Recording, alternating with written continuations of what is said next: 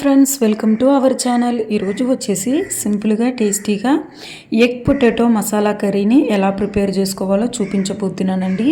ఈ కర్రీ అనేది టేస్ట్ చాలా అంటే చాలా బాగుంటుందండి. అండ్ చాలా సింపుల్గా కూడా చేసేయవచ్చు. ఇప్పుడు ఈ కర్రీ చేసే ప్రాసెస్ ఏంటో చూద్దాం రండి. ముందుగా అయితే ఒక 4 టమాటాలు అయితే నీట్గా వాష్ చేసి సన్నగా అయితే ఈ విధంగా కట్ చేసుకొని అయితే పక్కన ఉంచుకున్నాను.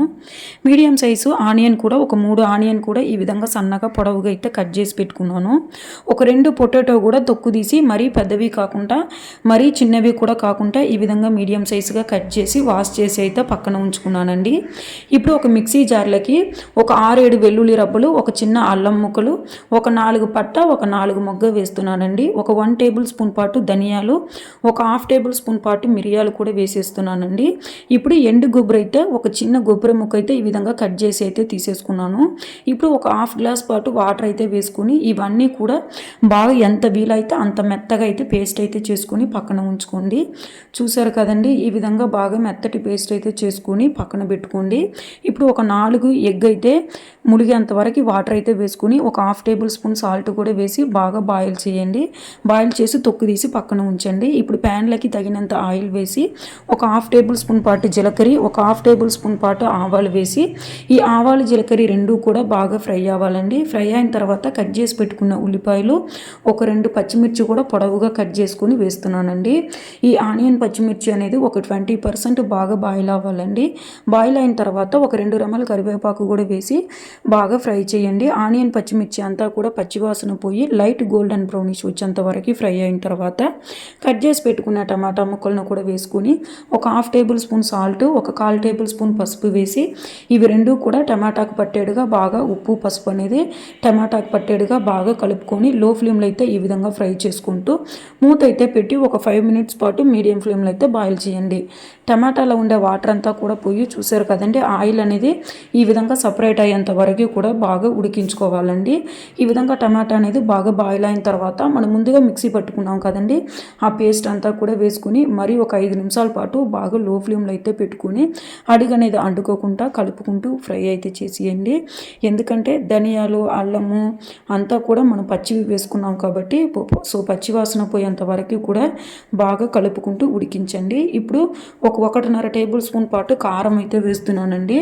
మీకు ఎంత కారం ఇష్టమో అంత కారం అయితే వేసుకుని ఒక 1/4 టేబుల్ స్పూన్ గరం మసాలా కూడా వేసుకుని మరి ఒక 2 నిమిషాల పాటు బాగా పచ్చివాసన పోయేంత వరకు కూడా కలుపుకొని మూత అయితే పెట్టి మరి ఒక 5 నిమిషాల పాటు లో ఫ్లేమ్లో అయితే ఉడికించండి. ఈ మసాలా ఉండే వాటర్ అంతా కూడా పోయి ఆయిల్ అనేది చూసారు కదండి, ఈ విధంగా సపరేట్ అయిపోయి ఉడికి ఉంటుందండి. సో ఈ విధంగా బాగా కలుపుకొని ఉడికిన తర్వాత మనం ముందుగా కట్ చేసి పెట్టుకున్నాం కదండి, ఆ పొటాటో ముక్కలన్నీ కూడా వేసేస్తున్నానండి. పొటాటో ముక్కలన్నీ కూడా మసాలాకు పట్టేడుగా బాగా కలుపుకొని మరి ఒక 5 నిమిషాల పాటు అడుగు అనేది అండుకోకుండా ఈ విధంగా అప్పుడప్పుడు కలుపుకుంటూ ఉడికించండి. ఈ విధంగా ఉడికేటప్పటికే మనం ముందుగా బాయిల్ చేసి తొక్కు తీసి పెట్టుకున్నాం కదండి, ఆ ఎగ్స్ అంతా కూడా వేసేసుకొని మరి ఈ విధంగా కలుపుకొని ఎగ్స్కి అంతా కూడా మసాలా పట్టేడుగా ఈ టమాటాలు అంతా కూడా బాగా కలిసేట్టుగా బాగా కలుపుకొని మూత అయితే పెట్టి మరి ఒక 10 మినిట్స్ పాటు బాయిల్ చేయండి. ఎందుకంటే పొటాటో అంతా కూడా బాగా బాయిల్ అవ్వాలి కదండి, సో అందుకని ఈ విధంగా కలుపుకొని మూత అయితే పెట్టి అప్పుడప్పుడు ఉడికించండి. ఈ విధంగా కలిపి అంతా కూడా మసాలా అనేది బాగా ఆయిల్ అనేది పైకి తేలేంత వరకు కూడా బాయిల్ అయిన తర్వాత మీకు బాయిల్ అయ్యేదానికి సరిపోయేంత వాటర్ అయితే వేసేసుకోండి. నేనైతే ఒక 2 కప్పు వాటర్ అయితే వేసేస్తున్నానండి. ఈ వాటర్ అంతా కూడా వేసుకుని ఈ మసాలా వాటర్ అంతా కూడా బాగా కలిసేట్టుగా బాగా కలుపుకొని బాగా ఉడికించండి.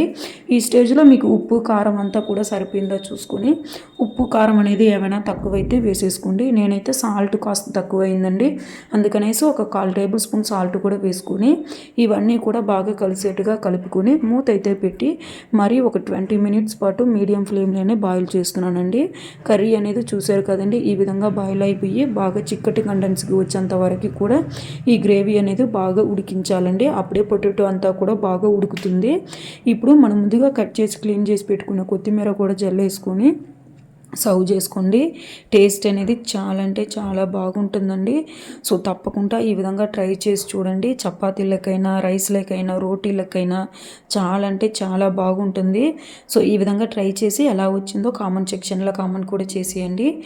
మరి నా వీడియో కనుక ఫస్ట్ టైం చూసినట్లయితే తప్పకుండా లైక్ చేయండి, షేర్ చేయండి, సబ్స్క్రైబ్ చేయడం మాత్రం మర్చిపోవద్దండి. సో తప్పకుండా సబ్స్క్రైబ్ కూడా చేసేయండి. Bye bye.